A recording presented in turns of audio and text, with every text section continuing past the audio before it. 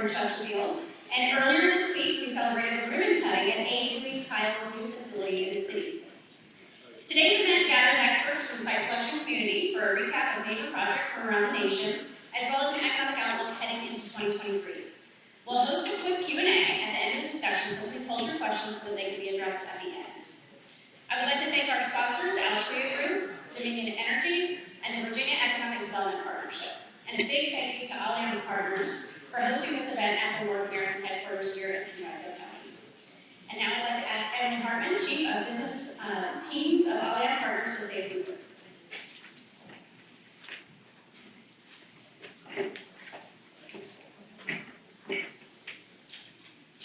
Welcome.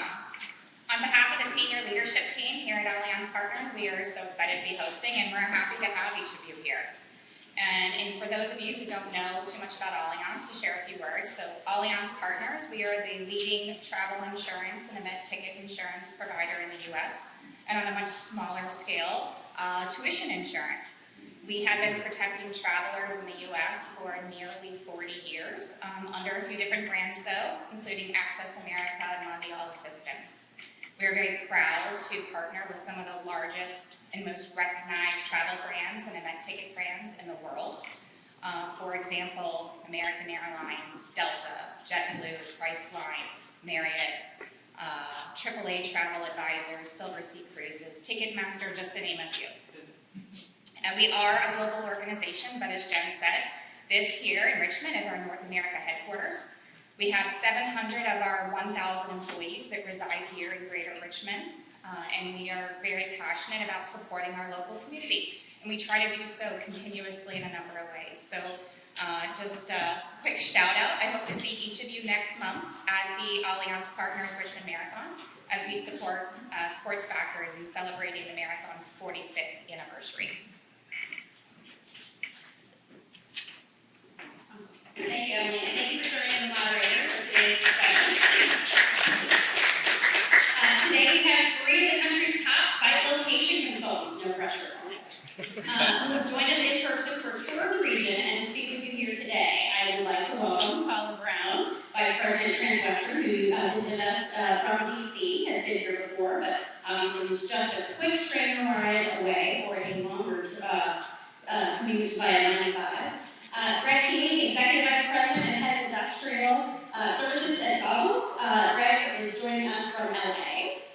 John Krueger, Senior Vice President at Colliers, who is joining us from Sacramento. So Emily, the floor is yours. Thank you. Welcome, panelists, and thanks for joining GRP's investors this morning. Can each of you take just a moment and tell us a little bit more about your background and specifically if you have worked on any site selection projects here in Richmond? Absolutely. Good morning, everybody. Again, Colin Brown with Transwestern. I'm on the National Tenant Advisory and Workplace Strategy team, working with clients all over the country. So we have actually done a few recent deals here in Richmond. We brought Lion Electric. They're an electric vehicle manufacturer based out of Canada. They primarily do buses and for mobile transportation. So we opened up a location for them here. And then we also just opened up or relocated BDO. They're a large national accounting firm. We're out in the Midlothian corridor. Moved them to downtown Richmond in the Williams-Mullins building. And we have a few other industrial deals we're going to be doing down the 95 corridor as well. Hopefully can announce those in the next 6 to 9 months. Good morning, everybody. How's everybody doing? Good. John Krueger, a Senior Vice President of Site Expansion Services at Colliers, where I do mostly industrial, of course, because of the COVID pandemic. I had a handful of office projects that we're looking at expanding across North America, and before everybody decided going into the office wasn't something we're going to do for a couple of years. So that's, of course, been a challenge across the country. I think we'll probably talk a little bit about today. But I do mostly industrial deals. I am a recovering economic development professional of 20 years. I get my 5-year chip here in a couple of months. But it's been a pleasure to really transition the difference between writing ordinances, developing workforce solutions in communities for specific communities, and then helping companies understand how to take advantage of the programs that the communities build for them to take advantage of. I think a lot of companies think, I don't need incentives. I don't need, a state entity to help me. I'm going to be successful. We're an old company. But the fact is, we have these programs that are here. You all have developed and been advocates for programs and workforce and support for so many years. And GRP, I know, does a really good job of kind of advocating for the community.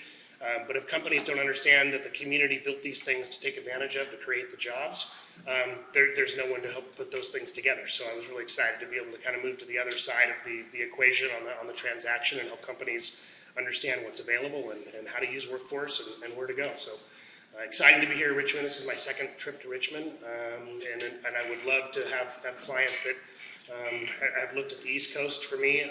Obviously, a lot of my work is kind of in the central part of the country and west, but I do have a project right now in South Carolina that's about 2,500 jobs and about $1 billion of capital investment for a semiconductor type company that's doing solar panels and cells here in the United States. So I look forward to doing a little bit more in Richmond after learning so much more about the community over the trip last couple of days.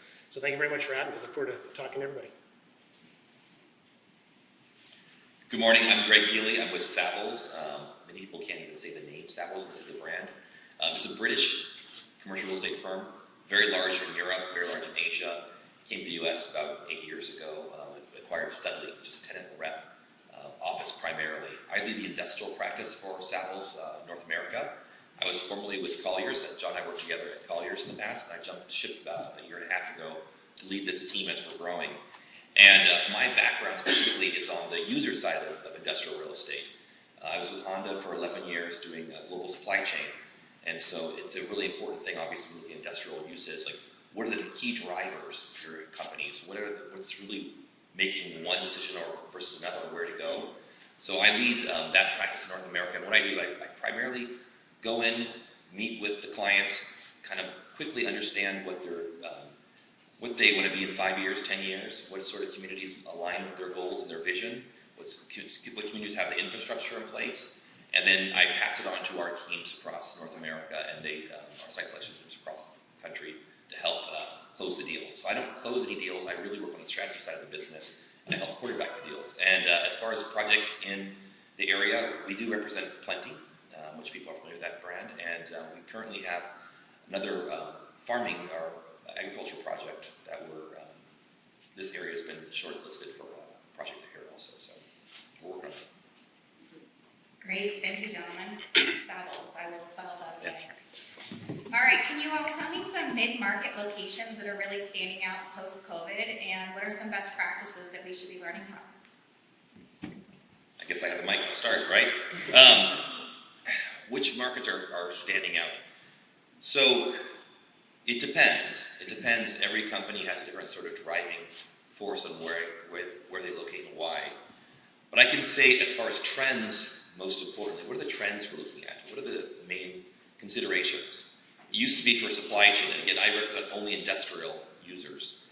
It used to be just cost and service level. There was kind of a balancing act on what you do. It's whether you pay more, you get better service, or you pay less and get poor service. Now it's a more complicated equation. And what I find is it's cost, service. So service means also the quality of your labor to provide a great service to your clients. It's also speed. So we're seeing in industrial, many more locations pop up, small locations pop up for distribution and manufacturing because the speed of market is so critical. It's part of that nearshoring, onshoring resurgence in America as well. The other thing we see is resilience. What can your community provide for helping promote that narrative of being resilient out there with things that are changing in the world? And the last thing, which I think you've embraced, is the ESG.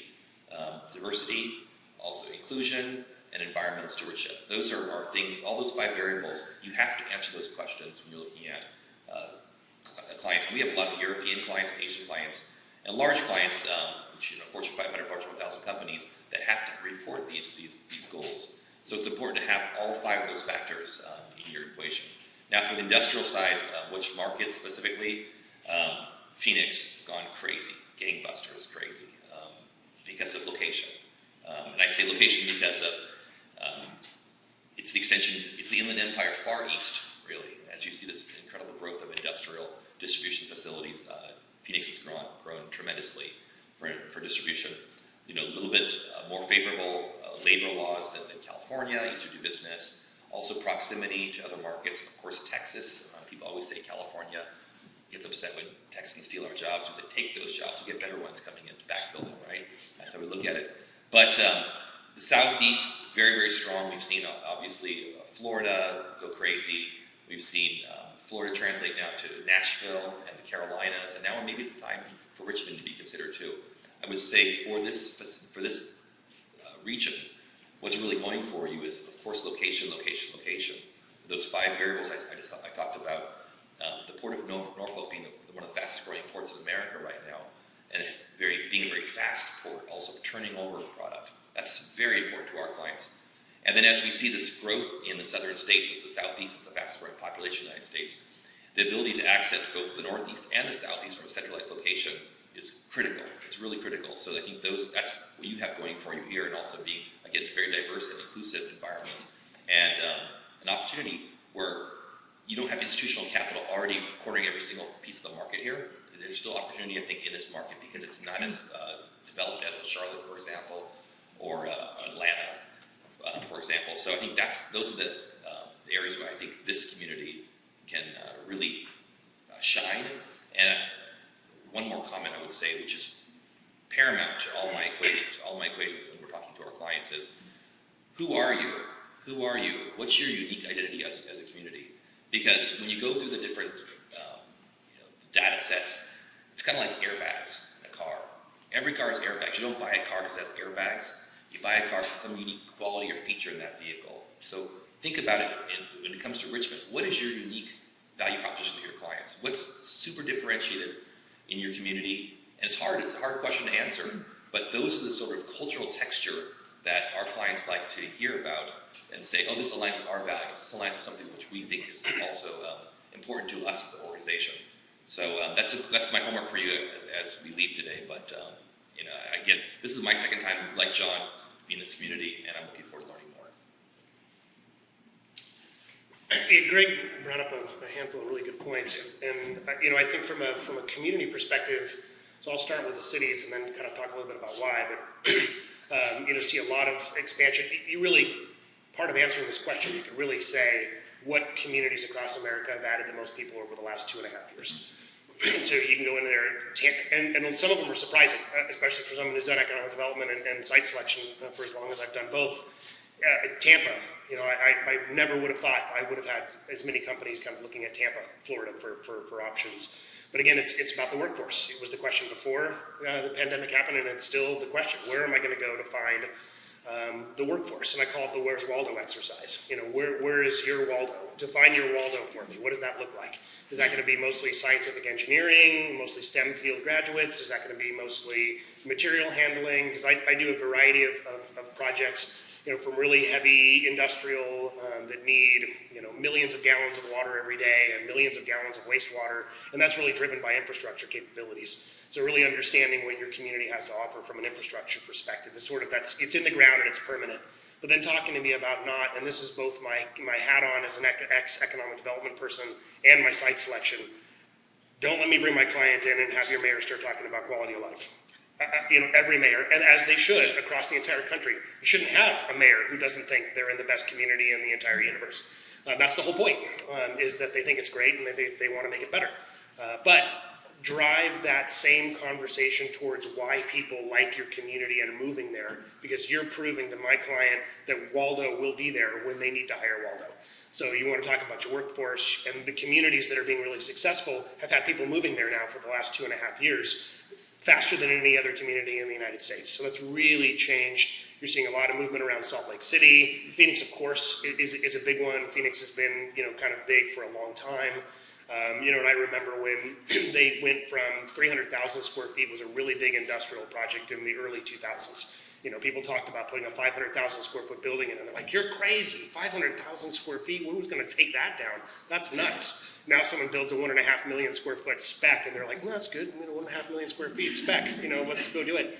And that's sort of Phoenix, and Phoenix is sort of the open playground for, developers. And I thought that was sort of, what happened in every community. Doesn't every community have, 9 out of 10 giant developers with institutional capital with offices in your community that are building million square footers on a regular basis. But it's not. And so developing why they want to do that. And the story is around, well, Phoenix adds 70 to 100,000 people per year, every year. So that's a massive number. So talking about why people. So again, Salt Lake, Denver is another big one. Phoenix is a big one. Tampa is, of course, a big one.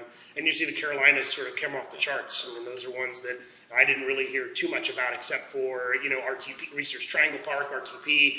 Has always been a big one. And really, why has RTP? It's been the research and the people. So federal dollars coming in to do research in terms of commercializing new technology, and the educated workforce that's there to develop that intellectual property. So that's what people are chasing. I think those are probably 3, 4 markets, 5 markets across the U.S. that have really taken off the last couple of years. And I don't see it slowing down with the workforce that's decided, I'm going to tell you when I'm going to work and where I'm going to go, and you're going to follow me, not the other way around, which is 30, 40 years ago.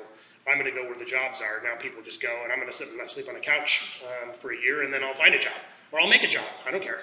That's a totally different environment than we had in the United States 20, 30 years ago. I'll answer this question more through an office lens. We have obviously seen a big disbursement from major metropolis areas, New York Cities, the DCs, LAs. But on the Eastern Seaboard, we've seen a lot of people from New York City come down to Baltimore, even a lot of people from New York come down to Northern Virginia, and a lot of Northern Virginians come down to the Richmond area. We've also had a lot of clients do look and analyze into the Savannah, Charleston markets. We've done some deals in Albuquerque, New Mexico, and Boulder, Colorado. And I think all of the things that are driving companies to follow the workforce and employees is the quality of life. And, a lot of these markets that I just mentioned, people want to live there. The cost of living is a little lower, maybe excluding Boulder, which is extremely expensive. And Charleston's not getting any cheaper anytime soon. But people want to live there. And there seems to be a community feel. And I mentioned this last night at dinner that, I've grown up in the DC area my whole life. It's very fast paced. People are focused on their career, focused on money. And I think Richmond has a unique proposition where people can come here for a lower cost of living, high quality of life, but build something for the future, a real community based around them, people that are their neighbors and friends that they can confide in. And I think really that's where people want to live. And once people are comfortable in their community, then companies will continue to follow those people that want to stay and be, have a stable work environment and family life. And so we have seen a handful of companies actually chase the employees. We've had a few clients that have seen their employees move down from Northern Virginia into Richmond, into the Charlestons, and they had a very small presence there, and the companies decided, we'll go ahead and shutter some of our locations where they had a large presence in Northern Virginia and open up satellite offices in those smaller markets to not force their employees back to the office, but have an offering to have a collaborative workforce, spontaneous collaboration, a space that fosters that. And another unique thing that I've found with some of these other mid-market cities is in outdoor activities, a lot of hiking and biking, boating. People want to be outside, and we have the flexibility to do that now with our work. We can work a few hours, go outside for lunch, long hikes, take the kids out, dog walks. And so, I think people were missing that in the New York cities and the LAs. And so that's another unique offering, I think, here in Richmond is the ability to get outside and have some greenery and really just live a better quality of life. Thank you. I'm from Northern Virginia, and I've been here in Richmond 5 years, and I absolutely agree with everything you said. So let's talk a little bit about what industries are hot right now, and where is there opportunity in the market for business attraction? Absolutely. Obviously, tech is hot. I think with the raising interest rates, I think growth is going to slow a little bit in the tech world. Life sciences has been booming for many different reasons, and it's going to continue to do that. Obviously, government contracting is huge, but that's more government driven. I think vertical farming is a huge industry. We're on the tip of the iceberg here. I think that's definitely crucial to, de-risk our food supply chains. Short answer. I think in the industrial side, we've had a lot of food. Food has been it's been a changing market the last couple of years. We have a lot of dynamics that's gone into that. Food packaging is another big one. If you look into South Carolina, as you look on the eastern seaboard, you'll find companies like Ball that have made an expansion of both metal and glass packaging that have been huge. So anything around food-related packaging, vertical farming, I've got a couple of clients that are doing, and I don't know how prevalent it is out here, although we've had some growth in Atlanta with the same project, but produce and food delivery to your house. So it kind of started years before the pandemic, but I think with the pandemic, having a box of produce that shows up at your house was an interesting turn, and then some of them have been kind of creating that food and how to get to food back to the communities that are changing populations. That was a big piece. I think commodity reshoring, so commodities that have been made in other countries and delivered in the United States have been big. I've worked with multiple companies that were doing things like aluminum extrusion and doing it in Canada and Europe that have brought it into the United States because people don't want to wait for their commodities to come in, for aluminum to come in from other countries. They want to do it here. I've had multiple projects in the home furnishings department, because I think that was also another one that during the pandemic was heavy in retail sales. So I've got a company that makes mattresses. They're out of Asia, so they make mattresses for white label for Sealy, Posturepedic, that kind of brands, and as well as their own brands in the kind of bedding industries. So those have been kind of big in the office sector. I think that technology especially being in Sacramento, we watch San Francisco a lot.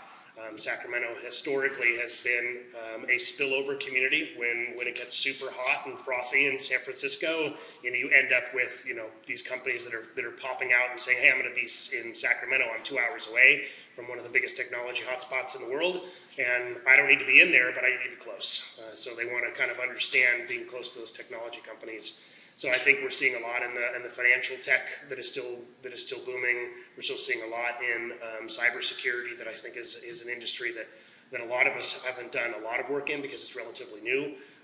Not that cybersecurity is new, but large firms doing big cybersecurity efforts. I think they're expanding across the country. So those are probably the 4 or 5 industries that I've seen and worked with that have grown the most over the last couple of years, and I don't see that slowing down, regardless of whether or not we get into a recession. I think American commodities are going to get to us differently, and I think our raw materials are going to change. So being able to bring the raw materials in that were in the past only in a foreign country, and they brought in the finished good or mostly finished goods, we're going to see more of the raw commodities and the raw materials coming back in the United States.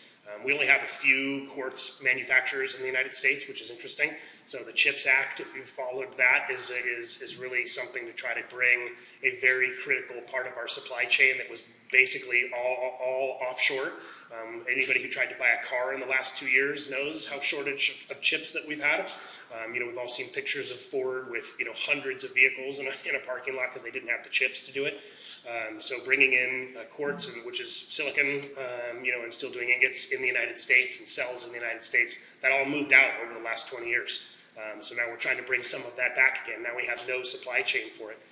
I worked with Bridgestone a couple of years ago, working on a natural rubber replacement, because rubber in tires, cars are mostly synthetic nowadays, but you still have natural rubber for a lot of tire products. Airplane tires are natural, but we don't have any natural rubber production in the United States. And this started back in World War II, trying to figure out how to make cotton belted radial tires into steel belted radials. So anything where you find an American commodity where we were dependent exclusively on other countries, we're going to start bringing that supply chain back in the United States, just from a delivery perspective, as well as potentially a risk of not being able to get the product in the U.S.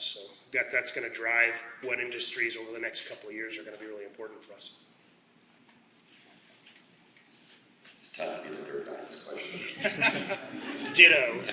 No, echoing what my colleagues here say, a couple of things I would really focus on. CHIPS Act, for sure. We're seeing so much around that. Also, Green Deal, any sort of green technology stuff, going crazy for that stuff. We track, we've seen $45 billion in spoken for investment in green technologies, and we're tracking this every single day. We just can't keep up with that investment in green. And I would think just because your proximity close to DC again, be something where you can influence legislation and also be very close to like R&D and that sort of field. Not necessarily the manufacturing side of it, but the influential side of the business would be something for you. The other thing is infrastructure. Infrastructure is such a fantastic thing to invest in. That's not a political thing. That is a proven thing. Infrastructure helps increase speed and lower cost, which means more business. So those are the types of technologies. There's no doubt that China invests a much higher percentage of their GDP in infrastructure. They have the best trains, the best airports, the biggest ports, and it keeps their costs low for exporting goods. And so we need to think that way also in America as well. We've changed the way we think about things, not just as importer but exporter of goods. The value of our imports this last year is about 20%. It's incredible how much that means we're importing. The impact of our ports is incredible, and the amount of jobs associated with port jobs is phenomenal. But we also think of ourselves as an exporter as we look at more jobs coming back to the United States. So those are areas I would say are very critical. We're doing a massive solar project right now. We're announcing 3 sites. November, we're announcing 3 new mega sites for solar production in the United States. So those are technologies. Again, you have federal dollars also matching some of this as well. Lean into those technologies so where America can show some leadership as well.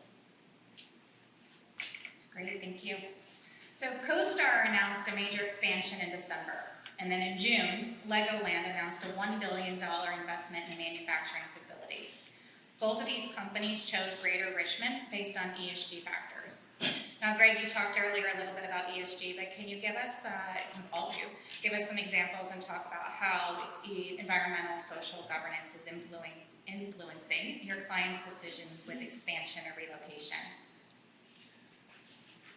So as always, it depends, right? It depends on what sort of client you're working with. If you're working with European clients, Scandinavian clients, particularly, they're going to have a heavy lean into ESG. I used to live in Norway, and it's very, obviously, huge adopter of electric vehicles as well. Over 60% of the vehicles sold in Norway are EVs, and those regions really focus on ESG. As Savills being a British-based company, we have over 100 consultants in ESG consulting alone. We're trying to really show leadership in that space, a differentiator in a very crowded marketplace. So, and we have ESG consultants also in the United States as well. But if you look at the ratio of ESG people we have in the US versus in Europe, much, much lower. We are getting the tip of the iceberg in ESG. But if you're looking at inbound new business or foreign direct investment, absolutely ESG is a very important part of their process in evaluating locations and communities. Fuji Biosim, when they located in North Carolina also, I spoke with them, very much leaning into that ESG concept. But it's tied also to executive compensation nowadays. It's tied to lending rates as well for financial reasons. All these reasons say we have to lean into this ESG initiative. And I don't think it's something that's temporary. I think it's more permanent. And I think what's changed this and what's driving this so much is social media. And I come from the industrial space, and you think about a company putting up a warehouse in like Southern California, Inland Empire, and the place is really a junky warehouse, right? Very low amenities and not a very nice place to work. People post that stuff. People talk about it on social media, and all of a sudden that brand, the warehouse actually represents the brand. And that was never the case before. The warehouse was kind of just a cost of goods sold, never really thought about it, just kind of we'll go with the bare minimum. Now that has to represent the brand in a positive way. So think about that and how social media really plays a role in understanding how this whole company is perceived in the marketplace. So you have to have higher amenities, you have to be more diverse, you have to be more inclusive, you have to really demonstrate the values of that brand to attract talent and to retain the talent in it as well. So I think ESG is not just a here today, gone tomorrow, like ISO sort of certification, that sort of thing, which was a big thing in the 90s, 2000s. ESG I think is a long-term shift in the way we think of things. And I said the 5 variables which we consider with our clients, particularly industrial, manufacturing, distribution, ESG is definitely one of them, and will continue to be. Greg is right. I'm kidding. I want to flip it a little bit, the question on its head, because he is absolutely correct. I mean, I think ESG and DEI initiatives are really big in corporations. But I do want to talk a little bit about how you use your community programs to increase DEI and ESG in your community if it's something that's important to you, which I believe it will be more and more important from the business attraction perspective. And it's sort of, again, Greg said it right, it depends. There's some companies where, yeah, that's really interesting. We'd like to know the diversity metrics about a community. Let's put that as an important measurement. But maybe it was because I asked him if that was important, not because that was already on their business plan as an important factor.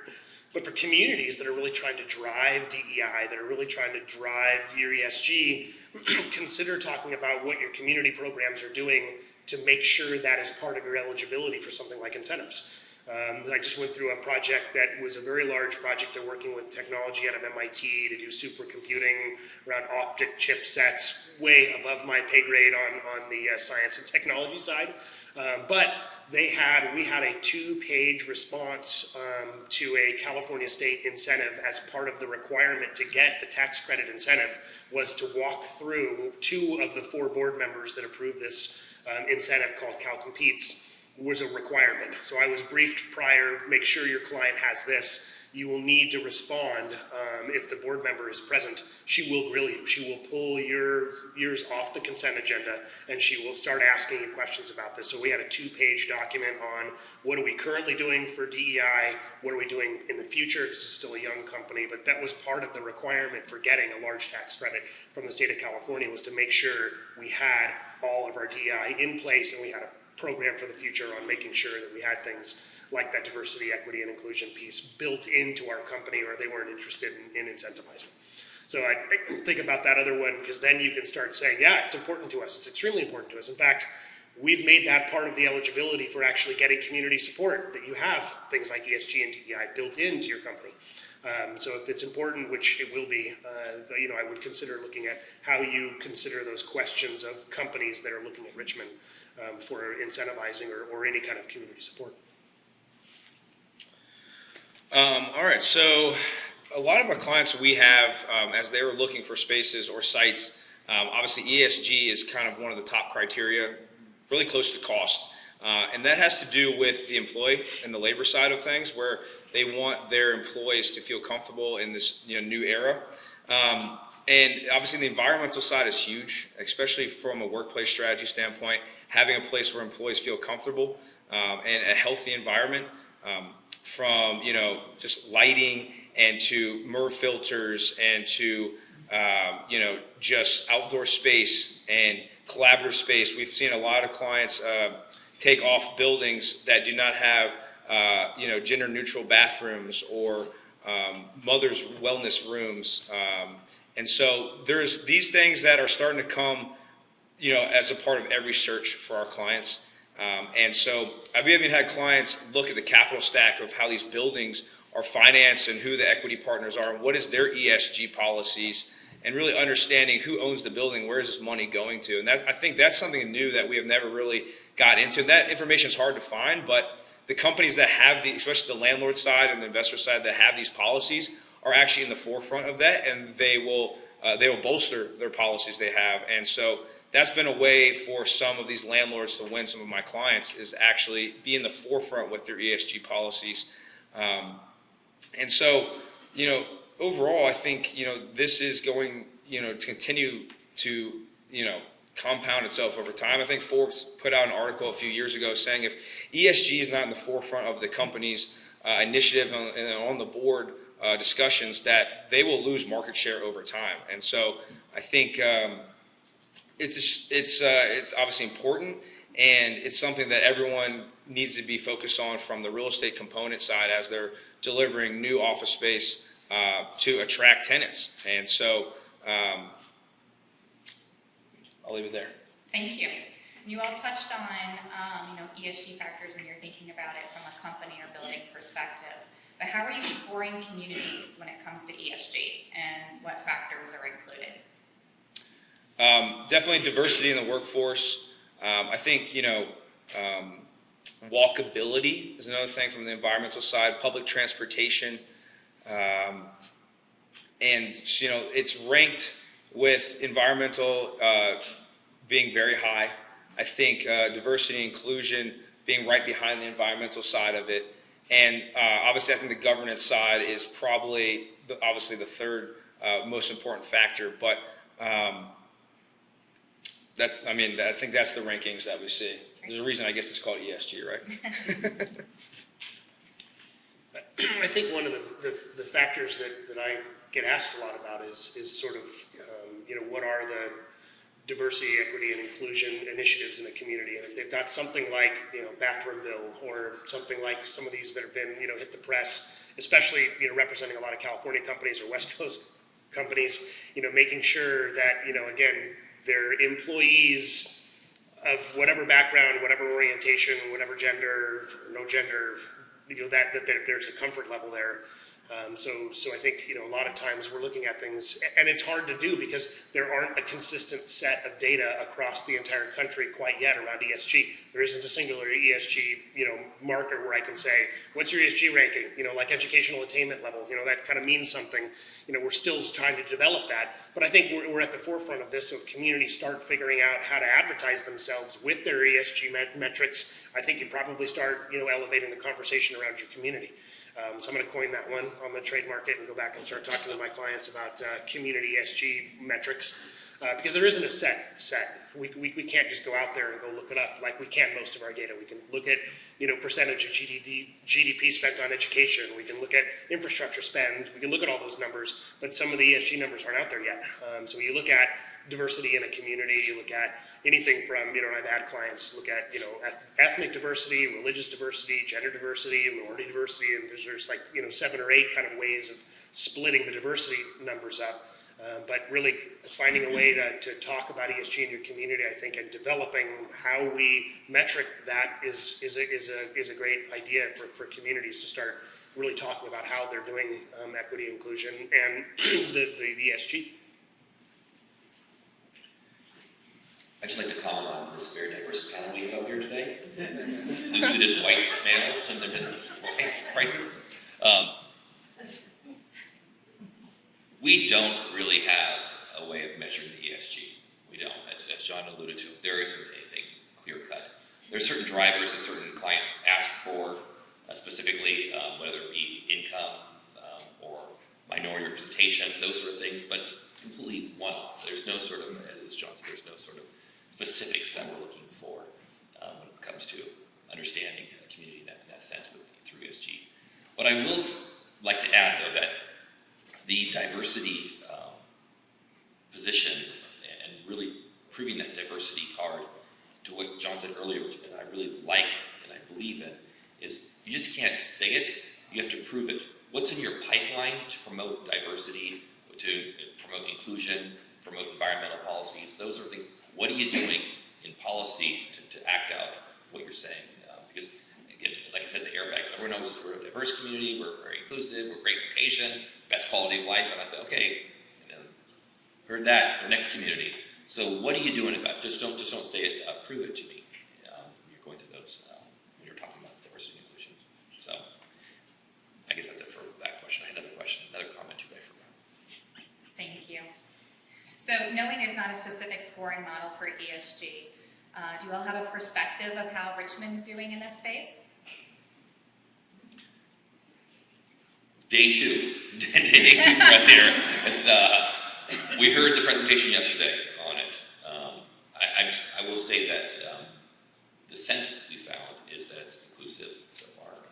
We sense that there's I think the letter in the back also said the unique sort of value proposition of Richmond is we want to be Richmond, we don't want to be anybody else. And in being that, we're trying to be a kind of everyone raises up together sort of an environment, and I like that. I like to hear that, where there's not a disparity of sort of rich and the poor or by class. I think that's a really good thing for a community that sort of we all move together in the same direction. And I know my other comment was when it comes to diversity and inclusion, and John's other comment, please be purple. Be a purple place to be in. Don't be blue, don't be red, be purple. Because we go through so many site selection processes, and the first thing some of our clients say was we don't want to be in a red state. We don't want to be a red state, we don't want to be a blue state. And that's a challenge. And I'm going to go back to North Carolina again. North Carolina has done a really good job of saying we're purple. I mean, every time I go to North Carolina, they always say we're a purple state, we're a purple try to say purple values. And I think that's a very positive thing. They were having challenges, obviously, with the bathroom bill, what mess they had there.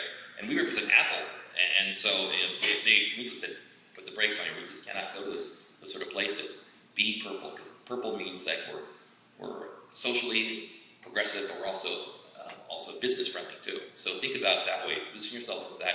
Don't go to the fringes. Stay in the middle, down the fairway, and then more companies will want to include your state and your region for where to locate.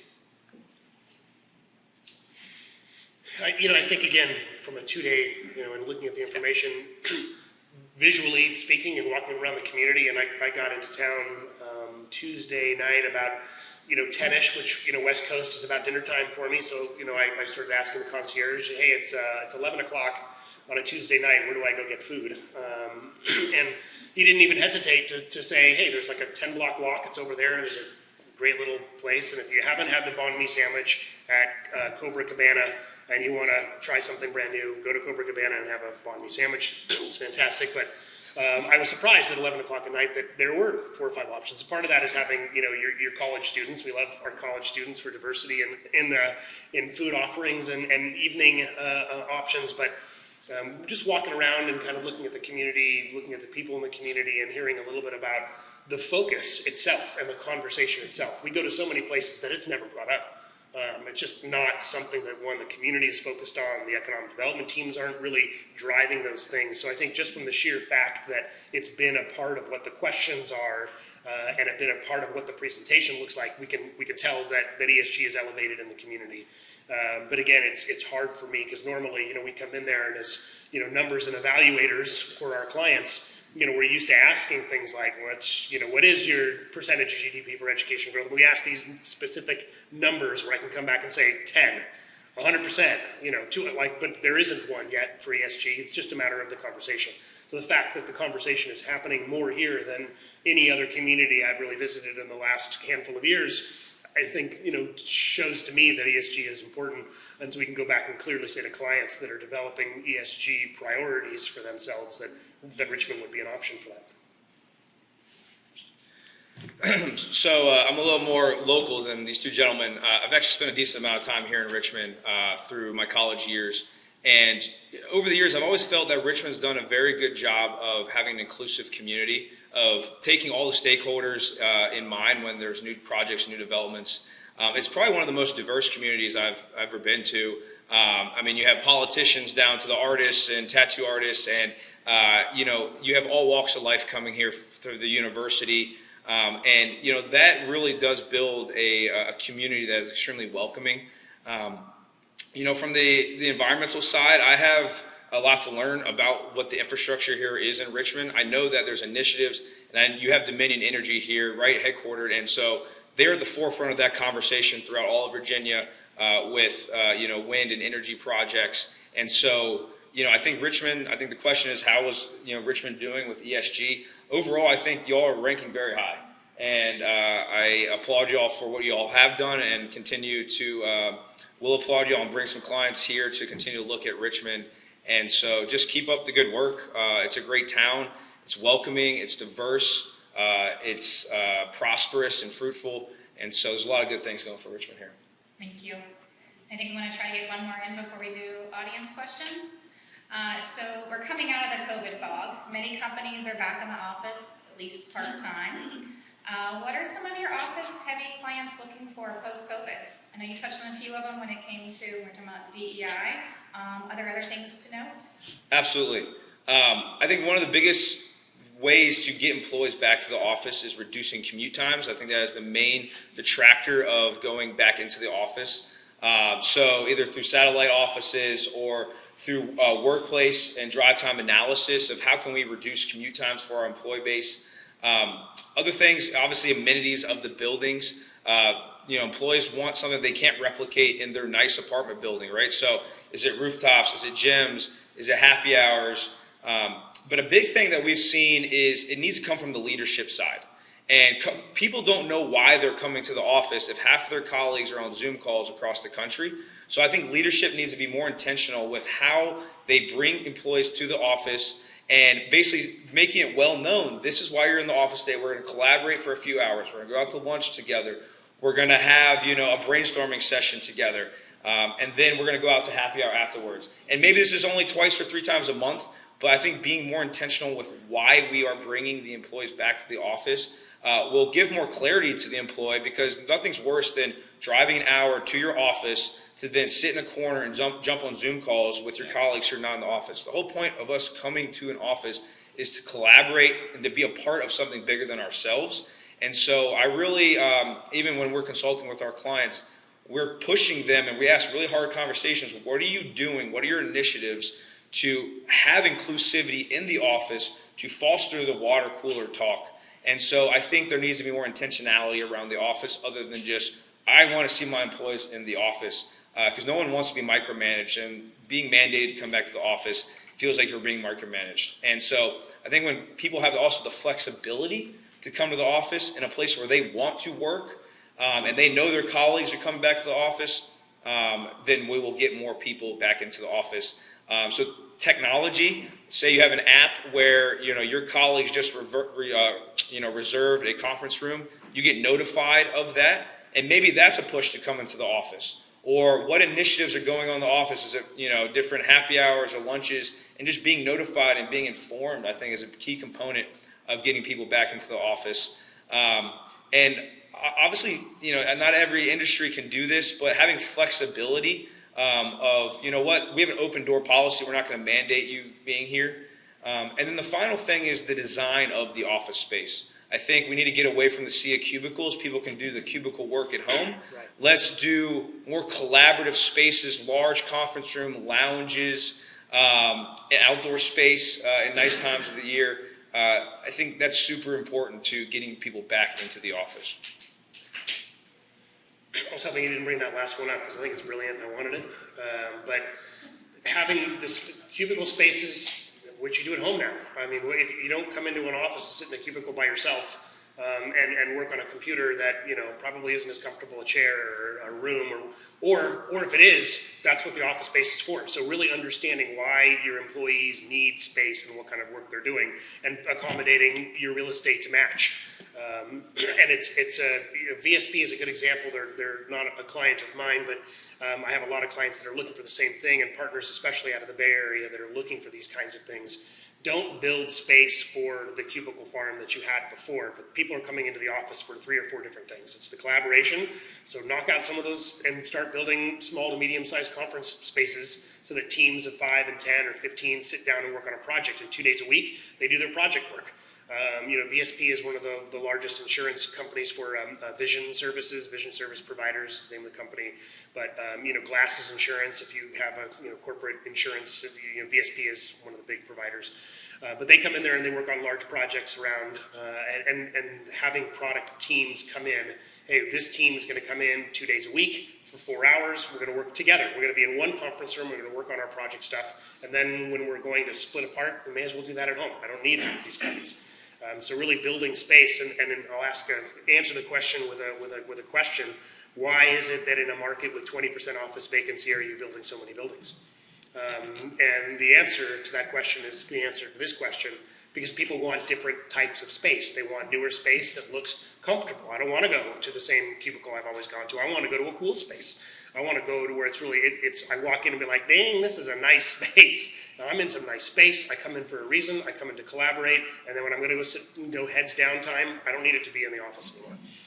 And I think more companies are kind of looking at that, but they don't want to miss out on what happens when you have people, the proverbial water cooler conversation. And that's a great idea. I had no idea you were doing that. No, yeah, it's a cool project. It's really great. You got to take a look at it. That kind of stuff only happens when you bump into people or you have this kind of collaborative time. So creating that bump into each other water cooler type space and building your space so that is possible to do while still allowing clients, companies, employees to go home and do the head down time, I think is what most of what Colliers, and Colliers does have a workplace solutions company that works nationally, and I asked them this exact question, and that's their answer. We're redesigning office space for clients around the country, around the world, to allow for more collaborative space, to bump into each other, to have those conversations, and then go away, go home. So build the technology so that you have, a nice VPN that's really clean for me to come into work. I don't want to go home and struggle with bandwidth issues. God, I couldn't get that file downloaded. I couldn't, my email only allows me to do, 10 megabytes to send, or I get a warning at 15. Get rid of all that stuff and figure out a way to transfer data between colleagues and make it easy for you to do the work that you need to do at home, but make it fun and enjoyable and collaborative when you come into the office. Home stretch. So I'm the industrial side, so my teams have to go into the office for my clients. But Savills as an organization is doing something which I think is very cool. We are reimagining our space in our core markets to create like TED Talks areas within our workplace. And not just for us to have speakers come in, but have our clients come to us. Versus us going out to our clients, we're encouraging our clients to use our space, to have events at our space, kind of like we're doing today, to get people talking and create innovation and connections which are kind of non-typical, and bring in new ideas, new fresh concepts from the outside world. And again, it brings our clients, which might not have a space anymore because they're downsizing or changing, or maybe it's not the right sort of space, by having these sort of mini amphitheaters in our facilities and lots of breakout rooms afterwards. We're encouraging people to come to the office for something different, a differentiated experience. And I think that's what's really going to drive our struggling challenge we have right now, bringing back to the office. But I think that was a pretty creative idea that the leadership had. And I'm looking forward to attending these things and having kind of a continuous ongoing learning experience from our clients, hearing what they're doing. And they can bring their own clients also to our office as well. So that's our change point. That's it.